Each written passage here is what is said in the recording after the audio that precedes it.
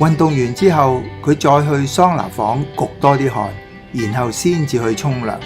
覺得非常之享受。同一個人喺同一日嘅身體經歷完全相同，但係究竟係享受定係受苦呢？好明顯係由自己嘅心嚟決定嘅。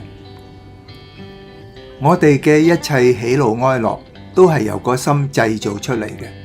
就好似半杯水嗰個比喻。當你擁有半杯水嘅時候，唔理係消極咁樣覺得得返半杯水好慘，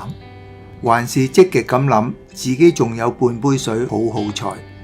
現實環境都係冇變嘅，杯裏邊都淨係嗰半杯水嘅啫。既然消極咁去擔心埋怨都唔會改變現實，咁點解唔積極咁面對，好好咁做落去呢？由此可見，跟住落嚟